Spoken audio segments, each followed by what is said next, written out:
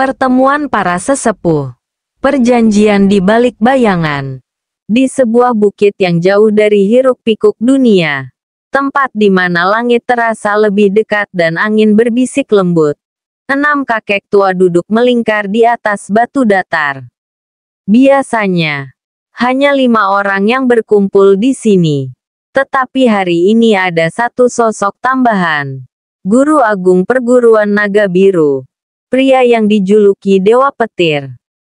Mereka bukan orang biasa. Mereka adalah para penjaga keseimbangan dunia persilatan. Namun hari ini, pertemuan ini bukan sekadar ajang nostalgia. Di hadapan mereka, sebuah hologram berbentuk manusia bersinar lembut. Gambar itu memperlihatkan seorang wanita dengan sorot mata tajam dan bibir merah menyala. Dialah Nyai Durga, sang ratu kerajaan bayangan. Sosok yang berada di balik kekuatan keluarga Kanza. Cinta lama yang tak bersatu. Galuh Panuku menatap hologram itu dengan senyum tipis. Hatinya bergetar. Bukan karena takut, tetapi karena kenangan masa lalu yang kembali muncul. Nyai, tidak bisakah kita bersatu seperti dulu? Suara Galuh Panuku terdengar tenang, namun syarat dengan makna tersembunyi. Nyai Durga mendengus kecil. Dasar tua bangka, kau masih tetap seperti dulu, pandai merayu. Galuh Panuku tersenyum getir. Bukan begitu, Nyai. Tapi haruskah kita saling menyerang hanya karena murid-murid kita kini saling berperang? Nyai Durga menyipitkan mata. Lalu apa maumu, Galuh? Tarik para muridmu dari keluarga Kanza. Ucap Galuh Panuku dengan nada serius. Jangan khawatir. Aku berjanji mereka tidak akan kehilangan arah. Aku sendiri yang akan memastikan mereka mendapatkan tempat baru di antara murid-muridku. Hening sejenak. Nyai Durga menatapnya tajam. Dan kalau aku menolak? Galuh Panuku menarik napas dalam. Kalau begitu, terpaksa aku akan membinasakan mereka jika mereka berani menghalangi. Nyai Durga menyipitkan matanya. Dan kalau aku tetap tidak terima? Galuh Panuku mengangkat bahu. Maka kita berdua akan berhadapan. Angin berdesir lebih kencang. Para guru lainnya diam. Namun tatapan mereka mengunci pada perdebatan yang semakin memanas. Nyai Durga menghela napas berat. Di balik suaranya yang tegas, hatinya terasa sesak. Kakang Galuh, segitunyakah kau membela murid-muridmu? Suara Nyai Durga lebih lembut, nyaris seperti bisikan. Keputusan sang ratu tiba-tiba. Dewa Petir, yang sejak tadi hanya diam, membuka suara. Di antara murid-murid Wira, ada juga murid-muridku. Nyai, maka aku pun hadir di sini. Wajah Nyai Durga menggelap. 6 guru besar kini berpihak pada Galuh Panuku. Ia tahu kekuatan mereka. Bertarung dengan mereka bukan hanya bunuh diri, tetapi juga akan menghancurkan keseimbangan yang selama ini ia pertahankan. Nyai Durga bukan wanita bodoh. Ia tahu kapan harus maju, kapan harus mundur. Setelah menghela napas panjang, ia akhirnya mengangguk. Baiklah, tapi jangan paksa aku menarik tirai gaib di sekitar goa itu, ucapnya tegas. Ki Samudra, salah satu guru besar yang duduk di sana, tersenyum tipis. Tidak perlu, Nyai. Aku yang akan menghancurkannya. Hening sejenak, lalu, sosok hologram Nyai Durga perlahan menghilang, menyisakan token emas yang berkilauan di udara. Keruntuhan keluarga Kanza. Sebuah sejarah yang terukir. Gempar. Dunia maya dipenuhi dengan berita tentang keruntuhan keluarga Kanza. Di sudut-sudut pasar, para pedagang membicarakannya dengan antusias. Para penjual koran mencetak headline besar-besaran. Para pengunggah video di media sosial berlomba-lomba menyebarkan kabar terbaru. Komentar demi komentar berhamburan. Ada yang bersorak gembira, menyebut ini sebagai keadilan yang akhirnya ditegakkan. Ada pula yang meratapi, menganggap bahwa runtuhnya keluarga Kanza adalah pertanda ketidakseimbangan baru dalam dunia kekuasaan. Namun satu hal pasti, keluarga Kanza menjadi topik utama di setiap sudut kota. Gerakan dalam bayangan. Saat malam turun, rembulan bersinar sendu di langit. Di bawah cahaya perak itu, bayangan-bayangan berkelebat di udara, melesat ke arah timur. Mereka adalah para penjaga keluarga Kanza, para murid kerajaan bayangan. Namun kali ini, mereka bukan datang untuk menyerang. Mereka bergerak dalam kegelapan atas komando dari sang ratu kerajaan bayangan sendiri, Nyai Durga. Sebuah perintah telah diberikan. Tarik seluruh kekuatan dari keluarga Kanza. Dan dengan itu, sebuah era pun berakhir. Getaran dalam keluarga Sukma. Kabar ini tak hanya mengguncang masyarakat biasa. Di dalam ruang-ruang tersembunyi, keluarga Sukma pun bergetar hebat. Di ruang tamu yang remang, layar televisi menayangkan berita utama. Keruntuhan keluarga Kanza. Sebuah era yang berakhir. Tuan Sukma menatap layar itu dengan wajah kelam. Tangannya terkepal. Matanya dipenuhi kenangan dan dilema. Lalu hanya satu kata yang keluar dari bibirnya. Lemah namun penuh makna. Ah, Wira. Di sisi lain ruangan, Nyai Sukma duduk diam. Dalam keheningan yang menyesakkan, akhirnya ia membuka suara. Aku akan menyerahkan kekuasaan ini padanya. Wira lebih pantas. Aku sudah merasa terlalu tua untuk mengurus semua ini. Ucapnya pelan. Tak ada yang menanggapi. Di tempat lain, hantu langit. Sosok yang selama ini menjadi bayangan bagi dunia peretas. Bersandar lemah di ruang rahasianya. Wajahnya penuh guratan lelah. Seperti seseorang yang telah melihat terlalu banyak peristiwa besar berlalu di depan matanya. Mulai hari ini, keluarga Kanza hanya tinggal sejarah. Bisiknya pelan. Angin berdesir di ruangan itu. Di luar sana, sejarah baru sedang ditulis. Pertemuan 7 keluarga konglomerat. Bayang-bayang kehancuran. Di sebuah ruangan tertutup yang luas. Dengan dinding-dinding megah berlapis emas dan lampu kristal yang menggantung megah di langit-langit. 7 keluarga konglomerat duduk dalam kebisuan. Ruangan itu milik keluarga Amir. Salah satu pilar utama aliansi keluarga Kanza. Namun hari ini, wajah-wajah mereka muram. Mereka adalah sekutu keluarga Kanza. Keluarga yang baru saja hancur dalam satu malam. Sebuah kehancuran yang tak pernah mereka bayangkan sebelumnya. Tak ada suara. Hanya tarikan napas berat dan sesekali helaan panjang yang terdengar.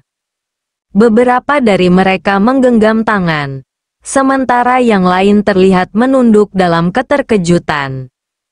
Mereka tahu, meskipun mereka tidak terlibat langsung dalam pertikaian antara anak yang terbuang dan keluarga Kanza, kehancuran ini adalah pukulan telak bagi mereka semua. Dan yang paling merasakan dampaknya adalah keluarga Amir. Kemarahan Tuan Muda Amir. Di ujung ruangan, Tuan Muda keluarga Amir duduk dengan wajah merah padam. Matanya tajam menatap ke depan. Giginya hampir bergemeletuk menahan emosi. Ia tahu bahwa ia masih memiliki kesempatan untuk bertindak sebelum semuanya terlambat. Namun, ia juga sadar akan satu hal. Dulu, pada acara pernikahan di keluarga Sukma, ia pernah menyinggung anak yang terbuang itu. Dulu, ia menganggap Wira bukan siapa-siapa. Dulu, ia berpikir bahwa keluarga Kanza dan aliansi mereka tak akan pernah goyah. Namun sekarang, keluarga Kanza, keluarga yang paling kuat di antara mereka, telah lenyap hanya dalam waktu 1 hari. Sementara itu, Wira, anak yang terbuang, masih berdiri. Kebimbangan aliansi, ketegangan semakin terasa. Lalu suara berat milik kepala keluarga Amir terdengar, menggema di ruangan itu. Apa yang harus kita lakukan? Sebuah pertanyaan sederhana. Tetapi tak seorang pun langsung menjawab. Karena sesungguhnya, mereka semua memiliki pertanyaan yang sama dalam benak mereka. Mampukah kita menghadapi Wira?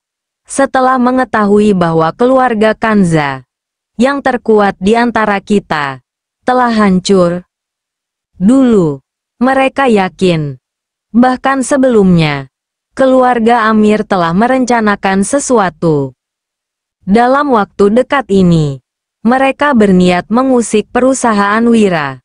Mereka percaya, dengan kekuatan 8 keluarga bersatu, Wira tak akan bisa berbuat apa-apa. Namun sekarang, mereka hanya tinggal 7 keluarga.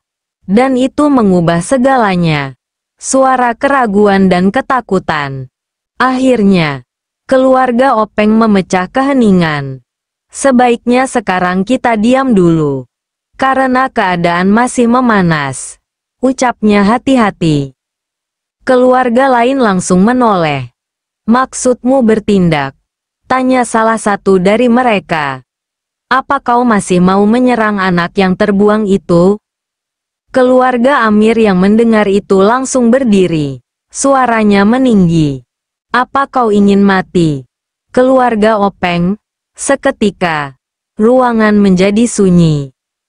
Keluarga Openg tersentak. Tetapi dengan cepat mengangkat tangan, mencoba meredakan ketegangan. Tidak. Maksudku, kita bisa mencari jalan lain. Ucapnya tergagap. Mungkin, kita bisa meminta maaf kepada keluarga Wira. Dan kalau memungkinkan, kita bisa bekerja sama dengannya. Persimpangan jalan. Ucapan itu menggantung di udara. Semua orang terdiam. Karena meskipun terdengar sederhana, saran itu mengubah arah permainan. Apakah mereka harus tetap berpegang pada kebanggaan dan menyerang Wira? Atau, apakah mereka harus menundukkan kepala dan menawarkan perdamaian kepada anak yang dulu mereka remehkan?